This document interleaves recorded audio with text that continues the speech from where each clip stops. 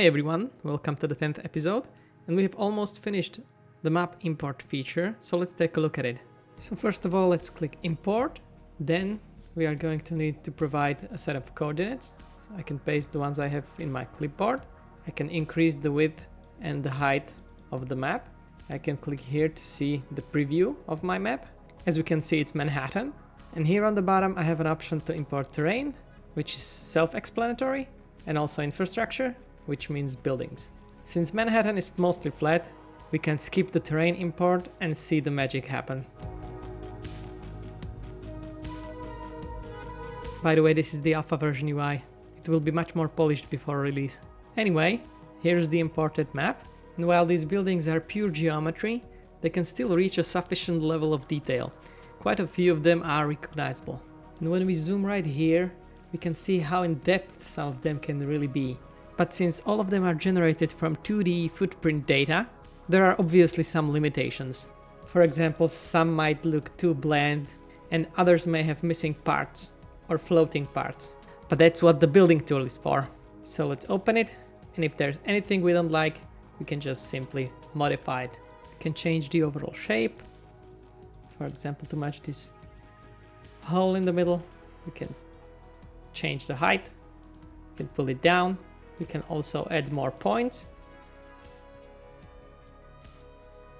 or of course remove some of them, and we can also create curves.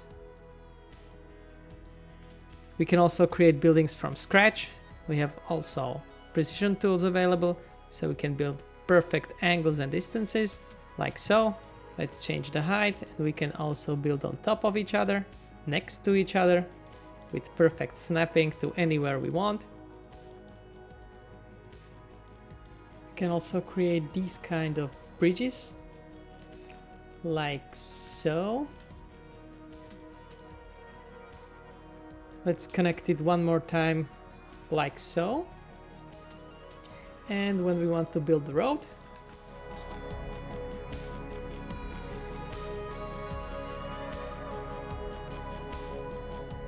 if there's enough space, we can drag it through the building. We can also, of course, select all of our buildings and move them, rotate them as well. We can select just a part of them, move that around, or if we don't want that to happen accidentally, we can select them and group them, at which point they will start behaving as a single building. And we can also destroy everything. So with these tools, you'll be able to build almost anything, and by almost anything, I really mean almost anything. You'll see that soon enough when I showcase other cities. But Junxions is not about building cities yet. So what you can do now is just start placing your own roads anywhere you want, but of course within the constraints of these buildings. And the reason why we decided not to import some rudimentary roads, and also why the buildings look the way they do, wait for the end of the video where I'll explain everything. So if you want to recreate the real world, there are a few overlays available for you. For example, this map overlay, where you can see all the streets and roads in crisp detail. Or there's a satellite picture, but that can be at times kind of unreadable. Not sure there's much we can do, except to change the provider from ArcGIS to something else in the future. But what we also have are these guidelines, and they will be showing even through an existing road. Reddish are lanes and bluish are walkways.